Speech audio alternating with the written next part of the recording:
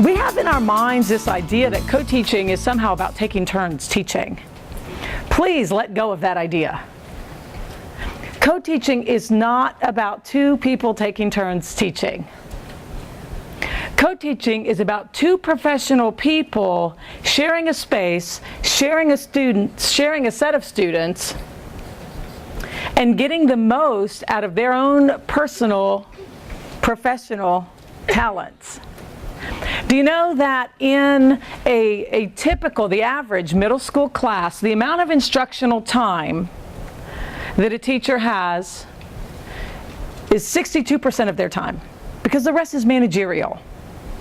And I said this morning that if you want to raise achievement, increase your instructional time. We can't help that as teachers there are managerial things that we have to do. We have to take attendance, we have to pass out stuff, we have to grade stuff, we have to do it all. But if we could set as our central mission this idea of maximizing instructional time so that while one of us is doing managerial, the other can do instructional, you can literally have over 100% instructional time in a co-taught classroom. And that's how you will raise achievement. So my mission in this afternoon session is to get us really thinking about what does it mean to effectively, maximize our time and talent. And my goal is to give you some very specific ideas. And I'm happy to do that as soon as I find the slide. Here we go. Here are your 4 keys. Those are your 4 keys right there. If you were at the keynote yesterday, Dr. Deeker probably mentioned Florida Virtual School. We have a lot of competition now as teachers. I'm not sure everybody is aware of how significant the challenges are to us right now. We're at a time where kids have options, and even in Indiana, a student in your state, if they wanted to, could enroll in Florida's virtual school. And I made this statement with the elementary teachers yesterday, and it is true. I have a 15-year-old stepdaughter who is in high school, who is a good student, and when she does not have a teacher who we feel like is giving her what she needs educationally, we pull her out of that class and we enroll her in the online version. Because I don't want to waste her instructional time. And in Florida's virtual school, when you finish the course, you're finished with the course. If you finish it in 6 weeks, you're finished. And you take the next one. We have kids graduating ridiculously early. And you might wonder about the rigor and all that. All I can tell you is, just like anything else, it differs from course to course, and that is also the truth. But in Florida's virtual school, if kids aren't successful, the teachers don't get paid. You might think, oh, but they can cheat, they can make it up. You know what? The teachers call them. They have personally asked them questions. You turn in a paper, the teacher calls you and says, I see you answered number 3 on this. Explain why you thought that. They have increased interactions, individual coaching interactions with kids in their online program.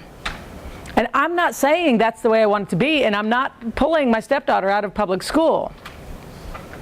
But I do have choices, and I do have options. And of course, as a parent, I want what's best for her. She's a high-profile athlete. She's going to college. She's really good at a lot of things, and she'll be valedictorian probably. She's a smart girl. She's tailoring an education that suits her. And that's what's available now. And what that means for us is not that we need to fear these things that are happening. It just means that we're challenged to do something better than that. And I would suggest to you guys that co-teaching actually gives us an opportunity to do something better, but we have to start framing it that way. We can customize. We can customize in classrooms now. If there's 2 of us, we can customize. I mentioned a co-teach structure earlier today called parallel teaching, where I offer it one way, you offer it another. That's a custom education. If a kid has one little glimmer of choice, let's say I'm a history teacher. Where are my history teachers? Do I have some history teachers? Yay. All right, let's say I'm a history teacher or an elementary teacher who includes social studies, but I'll say history at this point. If I'm a history teacher and I'm going to be teaching, the Civil War, And we say, hey, let's parallel teach. Parallel teaching means you teach it one way, I teach it another. We're teaching the same standard, but we're each teaching it two different ways. And we say, you know what, we're getting ready to enter into a unit on the Civil War.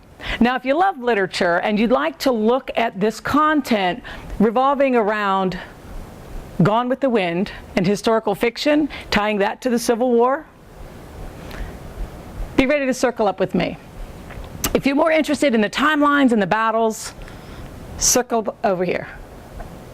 And you give students a choice. What do you want your frame to be for this content? We're still teaching the same content. My co-teach partner and I, we have a checklist. These are the things we want them all to know at the end, but I might take a different route to get there than he does. And you know what? When you give kids choices, they feel better about what they're learning and they remember it better. And if there's two of us, it's so much more fun to teach it in a style that I love. Let me tell you something. If anyone had ever offered me a chance to learn anything about history through historical fiction or even nonfiction, I might know something about history now. And I know nothing about history now. And I have a PhD. I know nothing. I'm embarrassed at how little I know about history. Because I had no frame, no interest, and nobody appealed to me in a way that I was interested in. And that's just the truth. So as we think about our partnership, there's an opportunity. There's an opportunity to add layers and layers of interest. Math teachers.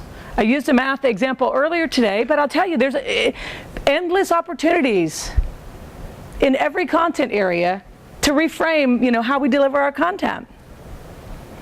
Even if you did something as small and simple as literature circles, and with such an emphasis on literacy, any of us in any content area could start using literature circles. Here's how it would look in math.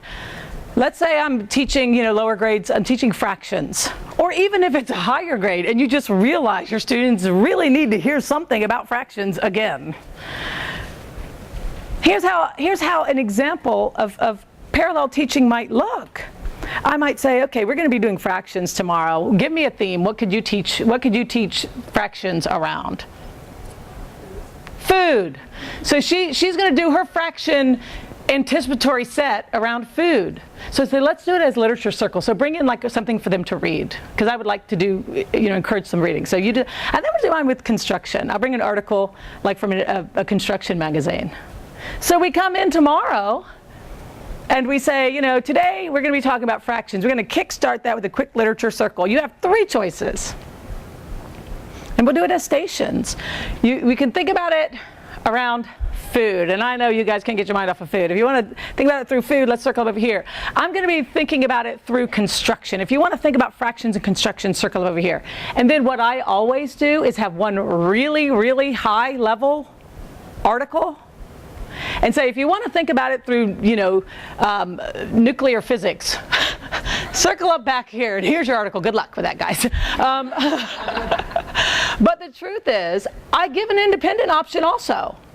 And I make it very high level because you've got some kids in there who we are not pushing hard enough. They know about fractions. Let them read about something very high level for 5-10 minutes. Let them think differently about it. And that's the truth. Co-teaching gives us a unique opportunity to extend the thinking of our learners, not water it down. And something as simple as a literature circle. If I know she's doing hers on food, I'm expecting she's going to find an article on that. I'll find my own article, and if I'm the gen ed teacher, I will probably find the extension article too, because I may know that content much better. And I might tie it to science, I might tie it to anything, because I know the people who choose it are going to be my very highest level learners. And so what if only one kid reads that article? That kid wanted or needed that. That's great. So it's this idea of adding layers, increasing interactions. If she's got a group and I've got a group, now we have twice as many instructional interactions happening in our classroom. We are talking and coaching and talking and coaching. And it's not one person just standing and talking. Thinking differently about assessments. I was mentioning this morning, I hope to give you some examples this afternoon. Here's the thing about assessment. We have come to associate it with something so aversive for our kids. We need to think differently about that.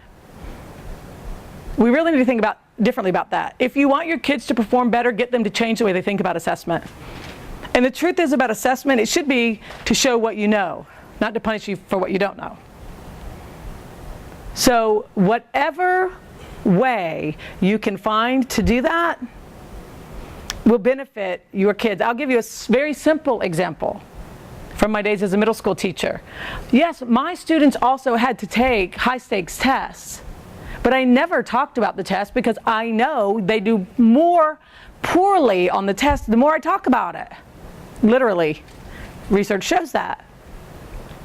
Instead, I never taught to the test, but every day I might have 2 questions that were written in a test format, and I did it I took them straight out of our practice, standardized test. Every day they did that as a bell ringer. And I tried to line them up by what I had been recently talking about the best that I could, and I had a big fishbowl. And you answered your 2 questions, and you folded them up, you passed them up, I put them all in the fishbowl, And then at the end of the class, I'd say, all right, let's see if it's our lucky day. If I pull one out that has 2 right, then we all get blank. Winner, chicken dinner, here we got it. Here's what you guys get, whatever. It was low stakes. It was just for fun.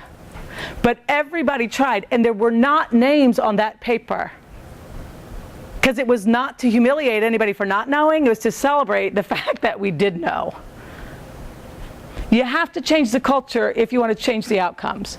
Assessment is about showing what you know and saying that 1,000,000 times to your kids. So, tons of ways we can do that, and we will look at some of those. How are you personally spending your time? These are just some quick tips. A lot of times, this role definition, that's what I've been mentioning my menu the whole time. Are we always sure what the big ideas are? If you're not, the simplest planning tool you could possibly have as co-teachers is a calendar. Sketch out just broad ideas and topics on a monthly basis. Because you'd be amazed at how often, as a co-teacher, I wasn't even sure what the big picture was. We were going by a pacing guide or something. It's like, I don't even know what unit, I don't even know what this relates to. These fractions are a small part of what bigger unit, because I'm not even sure. And so even, as a language arts teacher, I could look at a calendar. I could tell you that in August, I always taught cliffhangers. In September, I always taught poetry. In October, I always taught American authors. So I could at least tell my co-teachers broad ideas. And what that would allow my co-teachers to do is to think of what they know about any of those things or to go research it. And later, when I was the special ed co-teacher, it was the one thing I asked for, because if I knew you were going to be talking about, cliffhangers, because it's literally a unit in our book. But if I knew it was coming in August, I'm coming in August with an anecdote, with an idea, with something I can share. Otherwise, I'm just constantly catching up. So don't underestimate the big idea importance. The other thing about that is, bottom line it with one another. My gen ed colleagues, where are my gen ed colleagues? Raise your hands, gen ed. Listen. Grab us by the shoulder and say, this is what I want them all to know when they leave today. Let us know that. Let us know what it is, because I know 1,000,000 strategies. But if I don't know what your bottom line is, I don't know how to help reinforce that. Ideally, it's not just that day. Here's what I really want them to know tomorrow. Give me overnight to at least think about it if you could. That'd be fantastic. But that big picture, what do you want them to know? I have a nephew who is now grown. And when Graham Hines was in kindergarten, and he's a really smart kid, he's the only kid I know who, I picked him up from kindergarten on his very first day. He gets in the car. I said, Graham, what'd you learn about in school today? He said, Native Americans and active listening. And I thought, wow, that teacher nailed it. If this 5-year-old can even say active listening. And when I asked him what it was, he could tell me. Because you know what? That teacher was laser focused. Co-teachers, big tip. If you don't have a clearly defined other role, be the vocabulary expert. Own vocabulary for the class. Even if that conversation is tell me 3 key words you need me to reinforce today. Because if you want to raise achievement, any grade level, help kids acquire the academic vocabulary to be successful in your content area. Time after time, you will find research studies that show when students have the prerequisite vocabulary, they are far more successful academically. How might that look? Well, I'll tell you. One of my doctoral students did her dissertation on using a tool called StudyStack. I don't know if you've ever used StudyStack. It's just a flashcard generator, digital flashcard generator. There's tons of them. StudyStack, Quizlet, lots of them. Well, Kelly researched 9th grade students with learning disabilities who were failing in science. And the only intervention she used, she didn't look at how people were co-teaching. It was a school that used co-teaching, but she wasn't looking at how anybody co-taught. She wasn't looking at what the teachers were teaching, what the teachers were doing. She looked at every single kid with LD who was failing 9th grade science. And the single intervention she did was 5 minutes a day on StudyStack. And the way Kelly got her list of words to review, she just went straight to the state standards in science. She made an online StudyStack of all of those terms. So it randomly gives you which ones to review, and for 5 minutes a day, over the course of the semester, the students reviewed. Every single one passed science. It was the only intervention she did. But it was focused, it was clear, it was specific, and if you are a special educator supporting someone else right now, be that specific. So you know what, let's put old Hines' little kooky pants, methods to the test. Let's try that for a week. Let's set up whatever you want to do, try something so specific. Yep, I'm going to be the vocabulary expert, let me try that. There are tons of researchable vocabulary strategies online. So electronic, I don't care. You might come in and say, okay, today let's listen for 3 key words. Here's 3 words. I was asking Miss Smith, she said these are 3 things you should hear her say multiple times today. Be ready to listen for these words and make sure you understand what they are by the time she's finished. Here she comes, folks. Let's welcome her up. I mean, even if it's just directing them to what it is that they're supposed to hear and learn. We have to be more specific. Timers, I always mention using timers. If you want to raise achievement, help kids learn to structure their time better, we waste a lot of time accidentally. If you set a timer, if you say, now I want you guys to all do question number 3. Here's what happens. Where's the pencil? Who's got the what now? What am I supposed to do? It's a different message than I'm setting a timer for 2 minutes. When this timer goes off, I expect everybody to be finished with question number 3. Everybody understand what you're doing? You're doing problem number 3. Setting the timer, here we go. You set the timer, and when the timer goes off, you respond to whatever it is that you're going to check it, do whatever you're going, and you will watch the speed to engagement increase. Because time is a natural motivator. It also is a cue to me that, oh, well, this isn't going to go on forever, so I don't mind doing something for 2 minutes. So whether it's to have people do a quick discussion, a think, pair, share, set a timer. You take 1 minute to ask your neighbor blank and set a timer that they can see and stay on your time frame. Now, for kids with disabilities, do they have trouble sometimes in a timed situation? Of course they do. However, in the real world, managing time is truly a functional skill. If you want them to be better at it, make them practice it more. So I'm not saying that whatever you ask them to do for 2 minutes is the be-all, end-all. I'm saying take 2 minutes to discuss this and be ready to respond. If you're not sure, then at the end of 2 minutes I say, if you're not sure your answer is correct, take 10 seconds, look at a neighbor, phone a friend, see if they have the same thing you concluded. Because I still want them to know what the correct answer was. But I'm not going to say, take 30 minutes to do this if they don't need 30 minutes. So thinking about time really matters. But all of those strategies are nothing if we don't have a good form of communication. And I want to hit on this for just a minute because I feel like it's a glaring omission in college preparation courses, training people to collaborate. I don't know why we don't train people better in collaboration. And that's not a knock on my colleagues by any stretch. But we don't teach a lot about communication. And we are, at heart, all communicators. So here's what you need to know about communication. Here's what research says about communication. Over 90% of what we communicate is nonverbal. So we have to change how things look to our audience.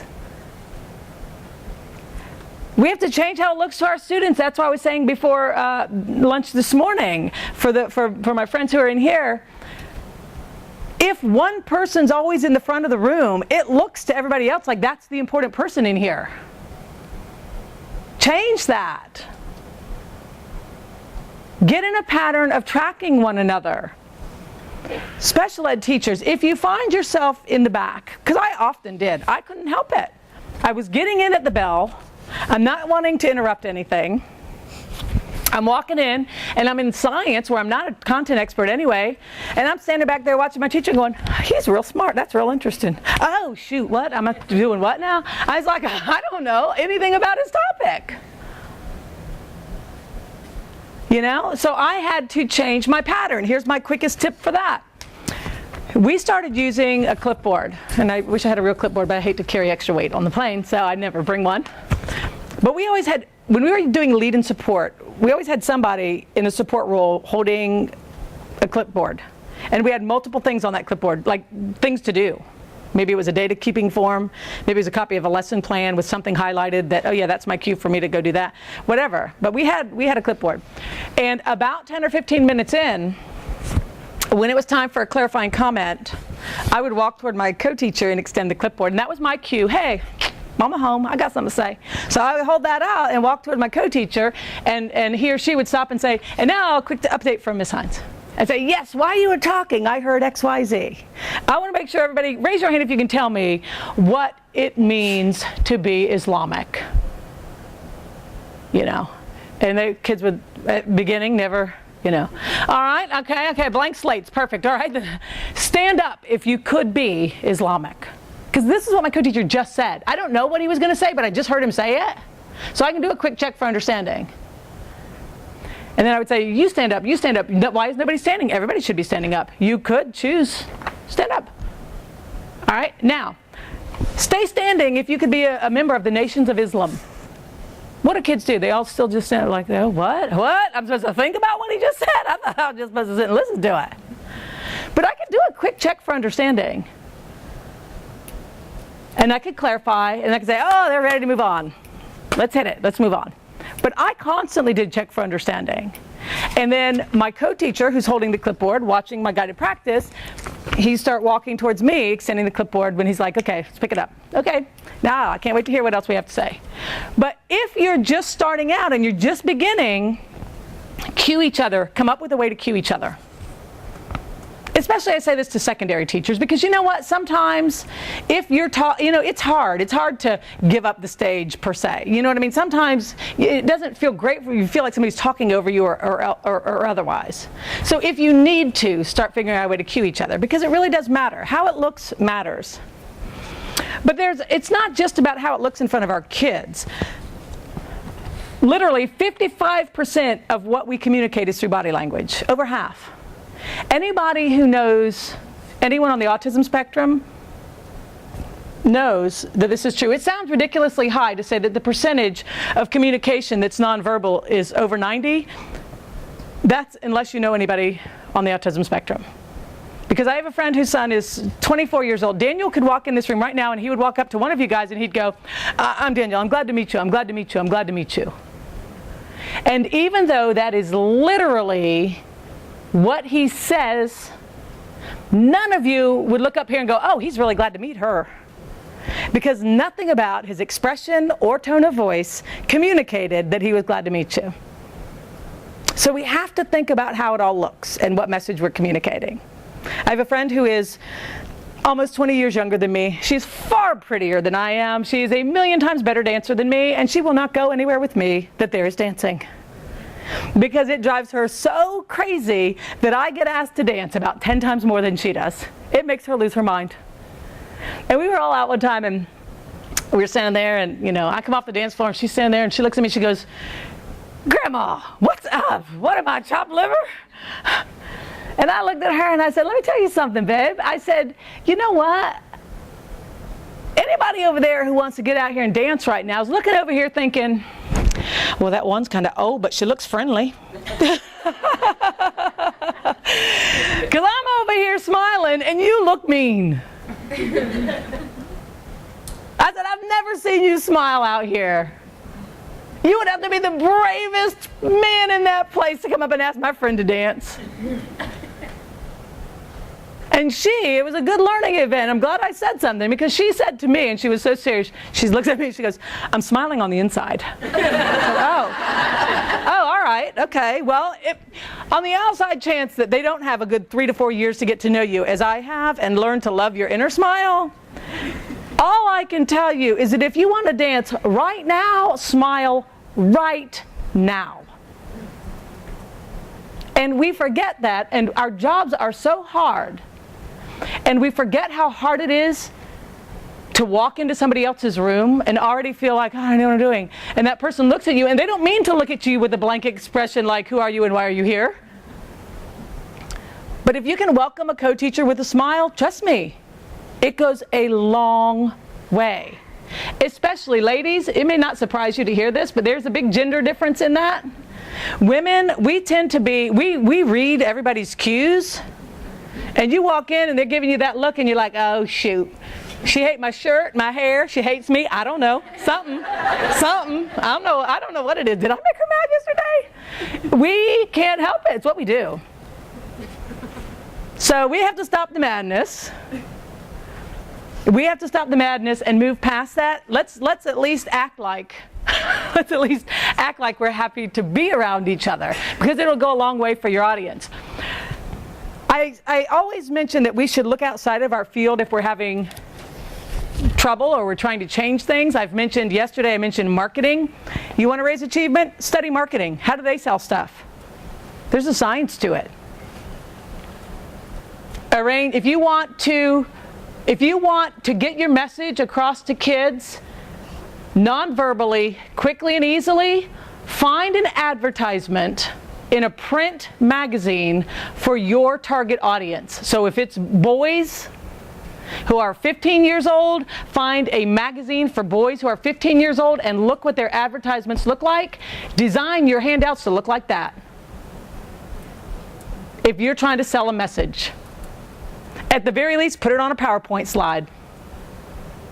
Because what I can tell you from marketing is less is more. Simple images are good. There's a science to layout, there's a science to all of it. Shoot, as your co-teacher, if you said, Becky, seriously, I just want to be able to sell this better, I'd be like, I'm on it. I'm making you commercials, I'm making you handouts, flyers. I will redesign visually how your stuff looks, if that's what would be useful to us. But the coaching piece is big too, and the coaching piece is critical. But when I want to know more about how to coach people into better performance, and by other people I mean students, I don't look at educational material. I really don't. Educators do research for reasons that are different than business people. Business people do it for money, so no offense, but I trust business research more. I just do.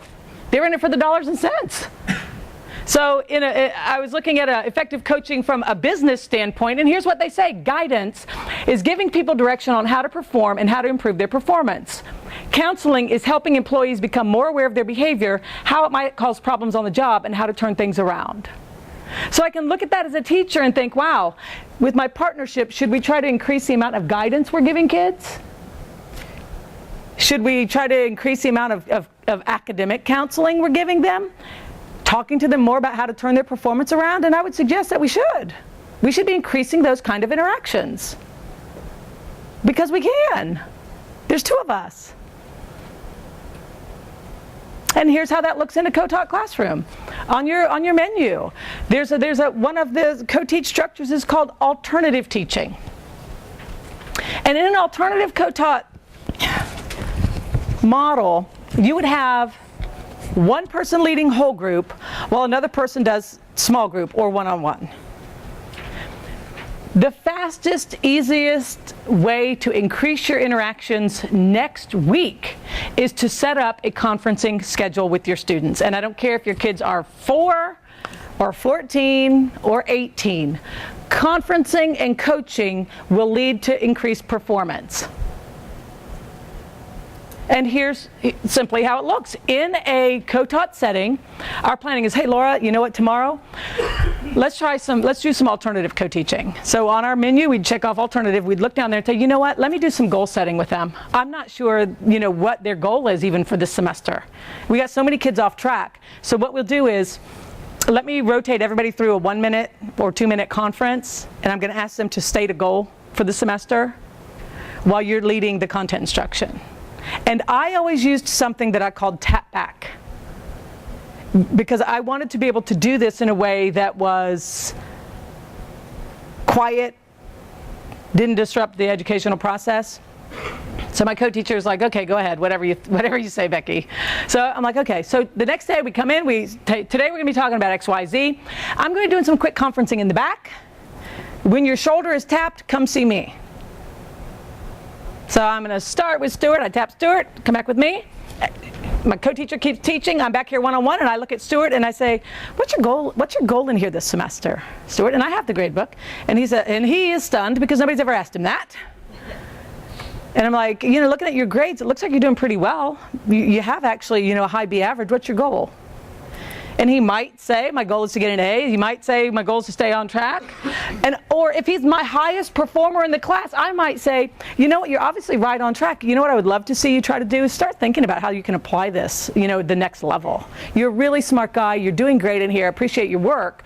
But how can you use this math in the real world? That's what you should let yourself think about in those downtimes mentally.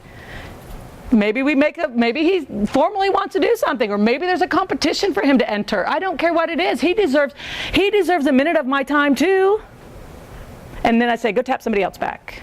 And he randomly comes, and he taps somebody else, that person walks back. And I ask that person the same thing. I make a few little anecdotal notes out to the side, and within 30 minutes, you've finished teaching your lesson. I come over and say, okay, I got through everybody. This is a surprise. And I point it out to my co-teacher real quickly.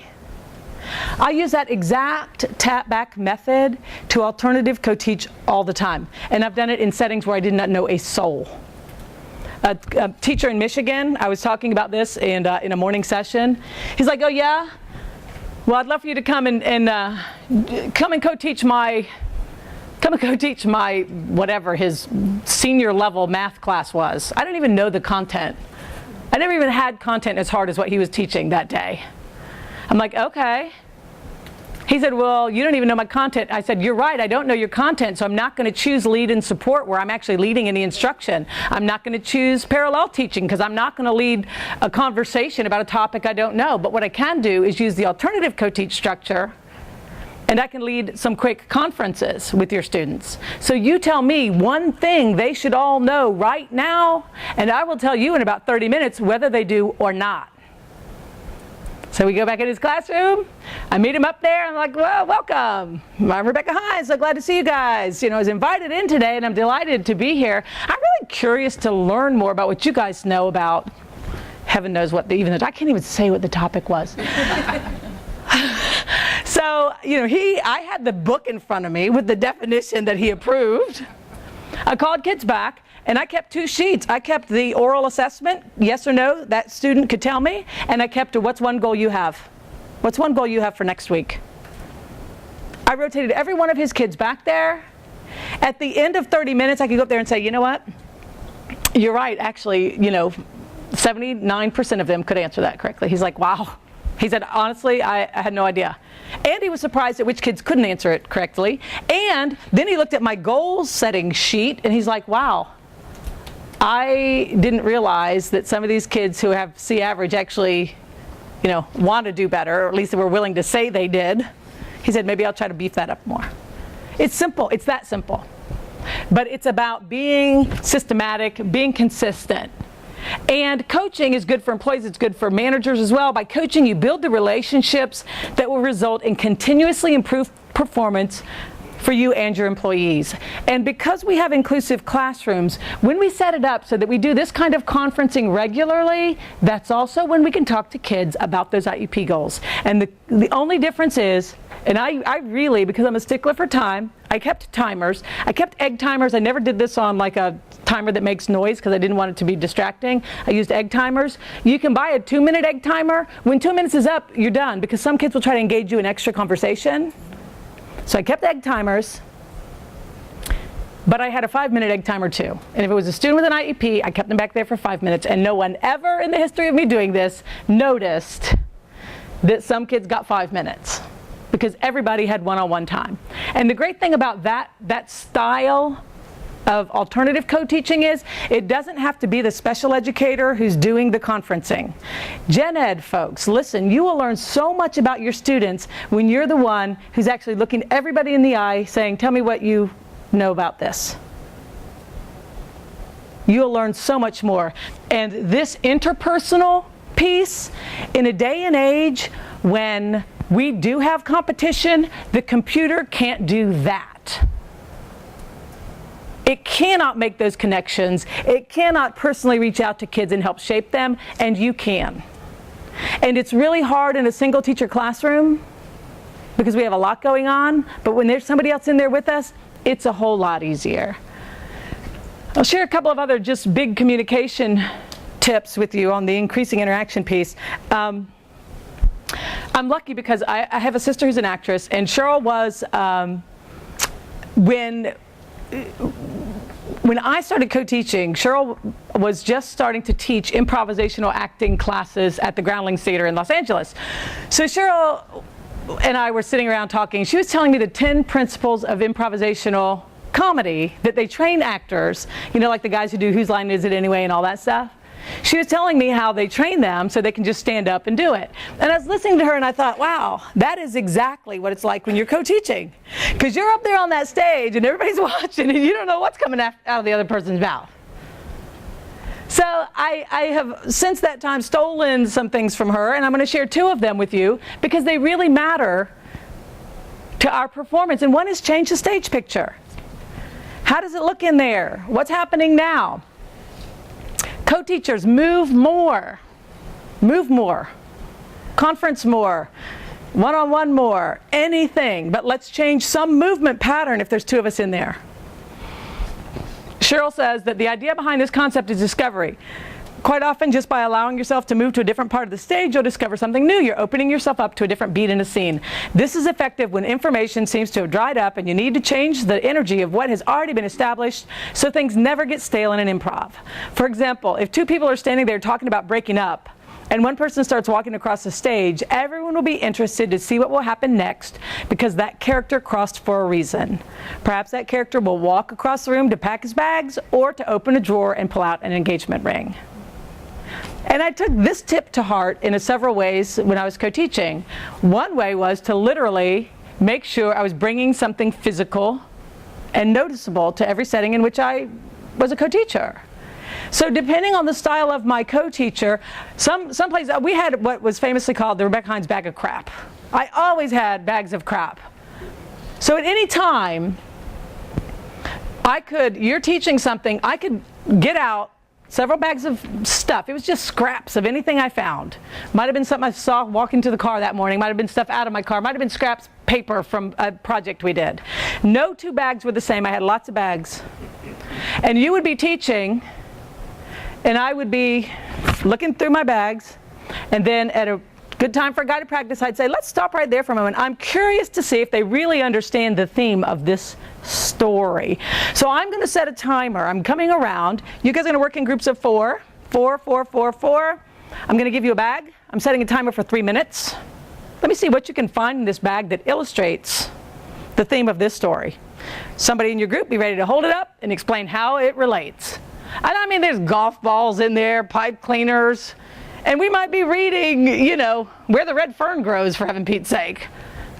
But there was a time, and everybody's like, oh, shoot, and they're all looking through it, and they're all talking about it fast because there's a time limit.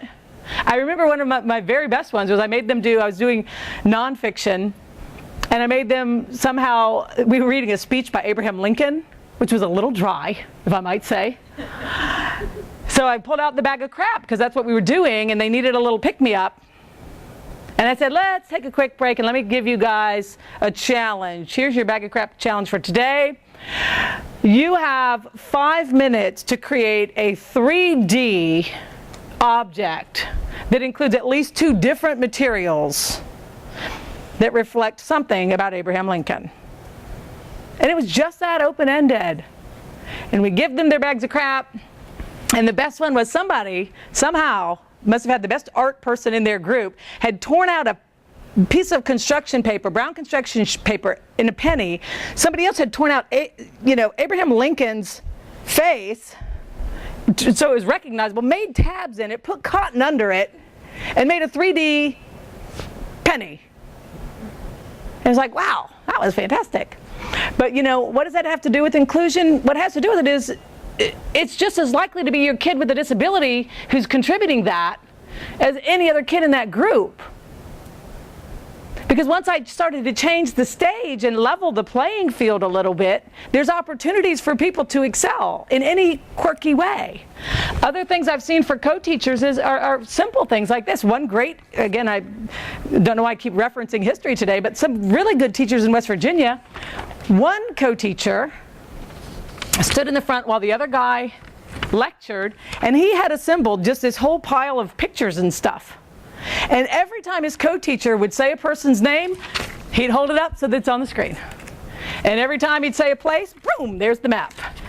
Somebody else's name, boom, it's out there. And the kids were fascinated watching them go back and forth between what's being flashed up there. And it was kind of remarkable to see this guy work so hard. And it was comical, yes. But we keep thinking we have to slow things down for kids. No, we need to speed them up. They can process all that. And those teachers had very high rates of engagement and achievement because it was an extra layer. They changed something physical about the space. There's another really, really important, another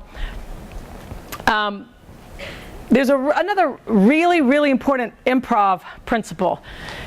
Is anybody in here experts in improv, or at least know anything about improv?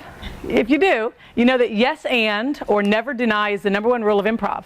So if one person's standing on the stage and says, I'm an oak tree in Central Park, you never say, no you're not, and scene.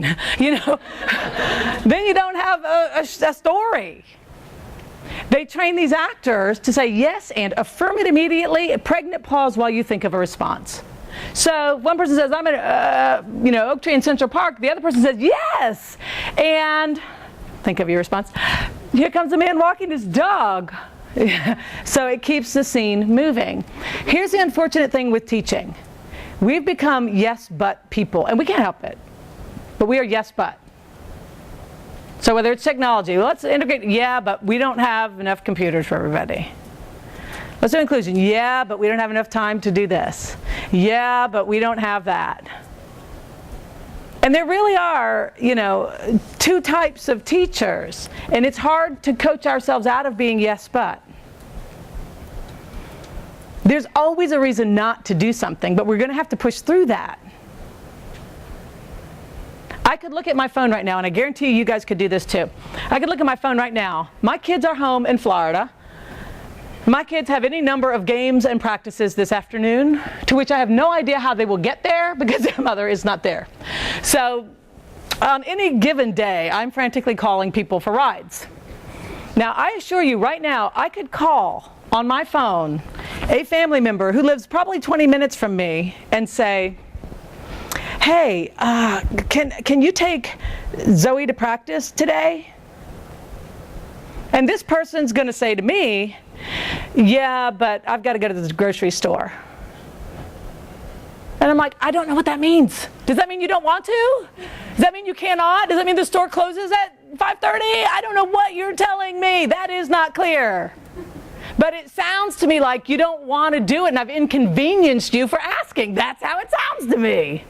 What do you mean you got to go? Okay, I don't know what that means. It's a yes or no question. Can you do it or no? And ironically, I can call my sister who is in Hollywood, California, and say, Cher, look, I'm in Indiana, and Zoe has practice at 5:30. Can you help me? She'll be like, yes, and how about we call Courtney and see what Courtney's doing? You know what I mean? She will extend it. She'll think of something else to at least help me think of the answer. Courtney, oh, that's a good idea. Yeah. Let me call Court. I bet she can help me. You see, she keeps the conversation going, and that's how you get problems solved. But we accidentally shut each other down so often. Hey, let's try that alternative teaching. Yeah, but we have a small room. Okay, and scene. You know, if somebody is co-teaching with you and they propose something and it's not your favorite idea ever, you say, yeah, and I'm concerned about what's going to happen, you know, when they miss that time, so we need to probably think about that. It's still a conversation, and I can go, oh, I thought about that. So I think we just tell them they're responsible for the content. They come and ask a neighbor. And if you're still unsure about doing it, you say, yeah, and I'm willing to try that tomorrow, as long as we can touch base afterwards and see how we feel like it went. You know, you got to give that much, you know? I'm going to ask you to turn to a neighbor. Maybe it's somebody you know. I want you to propose the most outrageous thing you've heard yet. You know, hey, I think we should make commercials selling our content. And I want you to look at the person who says that and say yes, and not, you know, yeah, but we don't have any editing equipment. Yes, and I'll look forward to seeing how you edit that. Take literally 1 minute, turn to a neighbor, one of you propose and the other person yes and them right back. If you have time, both of you try it. But train yourself to do it.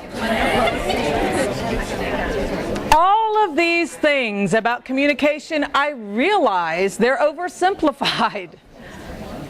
But they're things that just become like habits, you know, just habits. And when we start working and collaborating with other people, there are sometimes really small ones that we need to, you know, just be more conscious about. I will say this about my little smile shout out earlier about smiling more. I do appreciate that some of us are not as smiley as others. So here's what you do. It doesn't matter. Just make sure your co-teacher knows that. Just be like, seriously? Not that smiley. So I don't want you to ever worry one minute. Don't worry your pretty little head about the fact that I'm not smiling at you, because it is never you. You know? Anything. Just go, you know, get it out of the way so nobody wastes any energy processing that. It goes a long way. In your menu, you know, we have the co-teach menu, and keep referring back to. My co-planning ultimately started exactly like this.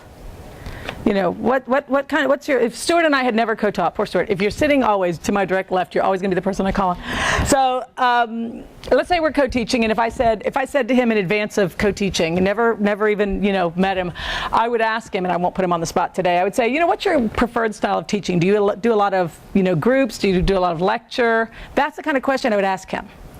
Because as a special educator, if I know his preferred style, I can start looking at my choices and co-teach structures to help decide a good one to start with. So let's say he says, well, Becky, you know, I mean, I teach this same content 5 periods a day, so I am pretty lecture-like. And I would say, okay, well, you know what? That's fine, because I really like alternative teaching, and I really love conferencing with kids. So maybe a nice way to ease into it is let me do some initial conferencing with kids, because it's a nice smooth ease in. I'm not changing what he's doing at all. I'm just adding a layer to it. You know, if he says, oh, I do a lot of group work, I'd say, oh, that's good. So let's kind of formalize that a little bit more, make it a little bit more station-like. Because one thing I can tell you guys about group work, 2 things often happen. Kids either, you know, 2 kids do all the work, you know, or 1 kid. And who knows what the rest of them are doing. So structuring it up some is actually really helpful. So if he said, well, I do a lot of group work, I might say, well, is it more like stations? Or is that more where they're doing, you know, cooperative learning, more formal cooperative learning? If he tells me it's more formal cooperative learning, then I'll say, okay, well, you know what? Let's do this as also alternative teaching, and I'm just going to do an oral assessment. I'll walk around and ask every kid to answer a question, and I'll check off yes or no, he can answer it. So if they're doing a group assignment and it has to do with, I think the example in the handout is matter, I'll walk around to every single kid and say, tell me what matter means in your own word, in your own words. And it's just yes or no, he can or cannot. And I'll walk up to another student, tell me what matter means in your own words. And I'm checking them all off. And I'm not going to the one right next to him because you just heard him. I'll come back to you. I will ask every single kid while they're doing that group assignment, and I can tell you how many kids can explain the concept of matter. Because if you're participating in this group, and that's the goal is for everybody to understand the concept of matter, they better understand the concept of matter. And I can share that information with him. We can choose to use it for grades or not, but it's information, and it's actually literally data. X% of the kids in here understand the concept of matter when they walked out that door today. And I know because I asked. So it's that kind of focus and clarity that I can add to what he's already doing.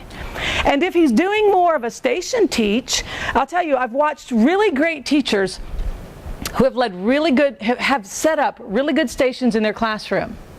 But what I still see, and the best, I saw 2 co-teachers, great teachers, great quality content, really good stations, and the kids rotated around. And the teachers were just nonstop answering questions, facilitating, nonstop. It was great, except I can tell you, because I was an outside observer, there were some kids who floated with their group and didn't deeply engage with the content. Most did, but some did not, and it had nothing to do with disability. So my feedback to the teachers was, you guys, that was a great lesson. You guys are obviously great teachers. One little thing I would add, I would have made one of these stations a teacher-led discussion station. And I would have put the group that I thought is struggling the most, like second up to rotate to that station, so that I could talk to them for a minute. I am a sophisticated teacher. I can change my discussion questions based on the composition of the group who comes to me. But I know what stations they've already been to. I know what we've been teaching. But you're not getting out of here today without looking a teacher in the eye and being able to explain content from our class. Because otherwise what happens, there's 1 or 2 kids who monopolize all of your time asking random, learned helplessness kinds of questions. What are we supposed to do? Okay, here's what we're supposed to, No. You know what? Ask your neighbor. The old 3 then me rule. Ask one person. If they can't answer, ask another one. If they can't answer, then ask another one. Then ask me. But don't call me over here because you don't have a pencil, because I will lose my mind. So our co-planning, really revolves around our preferred teaching styles. I'll show you a quick example. This is old school. This is lead and support. This was my go-to structure when I was co-teaching. This is really me co-teaching. And there's no audio, it's just visual, and I'll explain what's happening. Now I didn't say I co-taught yesterday, people. That is me and the math teacher co-planning as kids are walking in the room. And I can tell you, watch Brian's hands. I know we were talking about order of operations that day because he's about to say, remember, you put the parentheses. And this is how our co-teaching always looked. I always did the anticipatory set. You remember? Oh yeah. Okay, I got it. Okay, I got it. Now I would do the intro.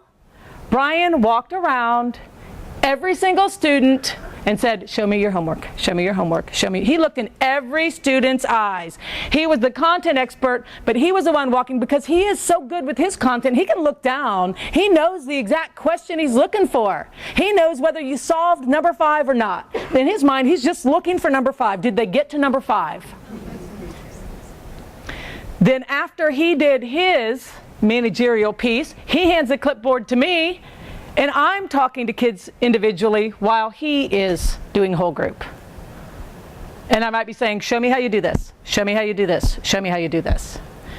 But there was 100% instructional time because we both were asking questions constantly and recording responses. In that class, it was the last period of the day. It was an algebra class, an 8th grade algebra class, which everyone was required to take. You didn't earn your place in there. And we had 13 kids with emotional behavioral disorders in there. And we had no behavior problems because it was a well-managed, well-run, efficient class, you know, and we had our roles down. And I will tell you, I never put this in anybody's handouts, but this was for somebody who was using lead support in a content area in which you are not the expert. This was our go-to formula. This was my fallback always. I always did anticipatory set. I was there yesterday. I know what my colleague said yesterday. I was always kind of the show opener. Yesterday we talked about blah, blah, blah. All right, tell me if you can do this. If I knew you were teaching a story about, you know, remember there's one story in a high school literature class, it was called Bernice Bobs Her Hair. It was a short story from the 1920s. So I had a barber's, you know, bib and scissors. And the first student who walked in the door, I said, hey, Verna, do me a favor. Stand back here. I had it pulled up a stool. I said, I just want you to, like, just cut the tiniest bit off the very bottoms of my hair. Just keep doing it while people are walking in. I said, sometimes don't actually cut any. I said, and now, obviously I trusted her. Plus, I don't care. I'm not that vain. And my hair was longer than this. It would be very daring at this point. But I'm like, you know, I just want you to keep the snipping going. Keep the snipping going. Every now and then you can take a little bit just so you can see it on my shirt. And she does. My students knew I was crazy, so they don't ask questions. So I'm sitting there on this stool getting a haircut from a student as everybody else is walking in.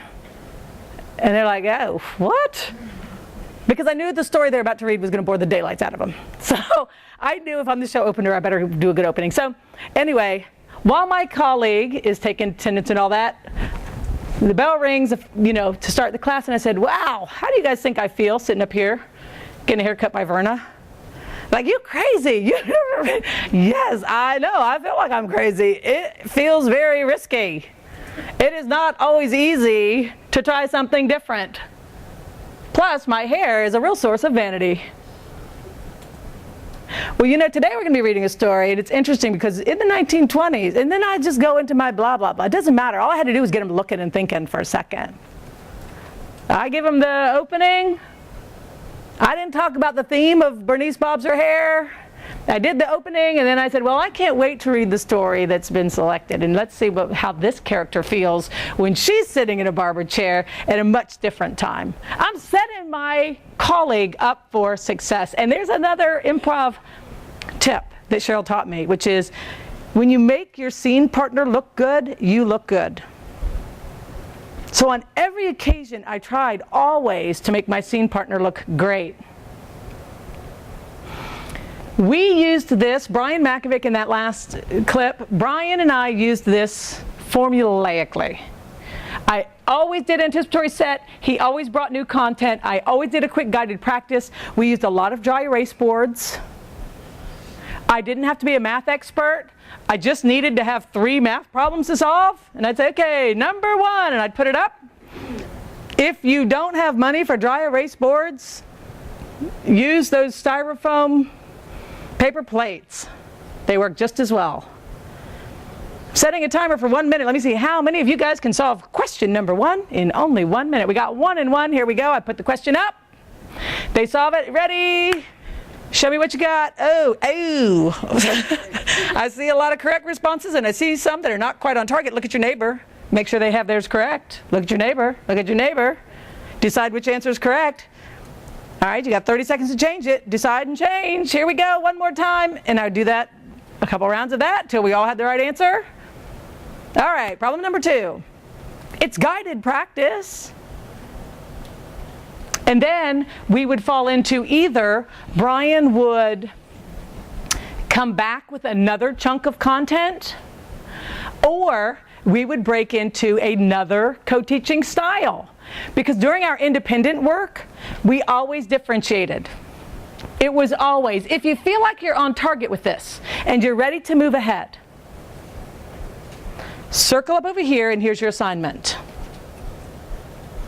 If you feel like you weren't clear the first time and you want to hear it one more time, circle up over here with me and I'm going to go through it again. We used a teach-reteach model for every key concept. Because even though I wasn't the content expert, I just heard Brian Makovic teach it. I have a textbook, and anyone who needs to hear it again can come over here and circle up and hear it again. And we would get started together on the assignment. And what I found, and what I guarantee you'll find, is often it was not the kids with IEPs who would choose to do that. It was the ones who really didn't get it and needed to hear it again. You're going to raise achievement from a lot of kids you're not expecting to raise achievement for if you can get in a pattern of using these kind of practices. Because for us, the real surprise was the number of marginal kids who really came around with a little extra guidance. So we might have put these things in place for one population, but we were surprised at the populations for whom it really worked. And we always offered an extension zone. Let me tell you about our extension zone, and I beg of you, please add extension to your existing classes if you have the luxury of a co-teacher. Please. I am so concerned that we are not pushing kids far enough ahead. Really have a concern with that. Our extension zone, we had kids included who were at every level, including kids who are gifted. Kids who are gifted generally are working 2 grade levels above the norm. So we had textbooks that were 2 grade levels above ours. So we were 8th grade. We had 10th grade math books. And we did our best to line up the general concepts from what we were teaching to some of the concepts in these 10th grade math books. And if you chose the extension zone, you weren't doing the regular homework everybody else was doing or the regular assignment. You were in the extension zone, you were doing something 2 grade levels above yours. And here's the thing. You better really love math or you would never choose the extension zone. It was really hard. It's not the smart kids over here playing with Legos while the rest of us are sloshing through some bookwork. They were doing a math activity at a much higher level. So, you only chose it once by accident. You're like, holy no, that was boring as crap. That was hard. Yep, don't choose it.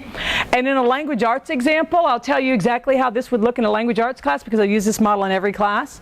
In a language arts class, let's just say I was teaching, 5-paragraph writing, or we were doing a writing assignment. It was, we do our mini lesson, maybe we're doing writer's voice. So we do one or the other of us does a mini lesson on writer's voice, and then we say, all right, if you're ready to get started with your draft, here's the criteria, here's your writing prompt. If you want to write independently, let's circle up in this area. If you feel like you don't have an idea coming to you yet, so you want to get started with a story starter with me, circle up over here. But if you feel like you really are good enough, there is a writing contest going on right now, and I have all of the instructions over here. Now, the writing contest is like a 5-page assignment. The other one's like a 1-page assignment. So you better really love to write to choose that. But some kids do. Why do we hold them back? And then everybody writes. We do a story starter over here. I get them started. I still ask them to write independently. And while they do, one or the other of us does writing conferences with kids. We read it, we give them feedback, read it and give them feedback, read it and give them feedback. But it doesn't happen by accident. You have to design it that way. And so if you're using, in the best of times, it is about maximizing all the tools that we can individually bring. Strategies. I brought all kinds of strategies. This was a great strategy in a co-taught classroom. It was one I could introduce on any given day. Today, guys, welcome to science. I know we're going to be reading some heavy content today. And so here's what I'm going to ask you guys to do. While you're reading, use your sticky notes. We had sticky notes as a required thing.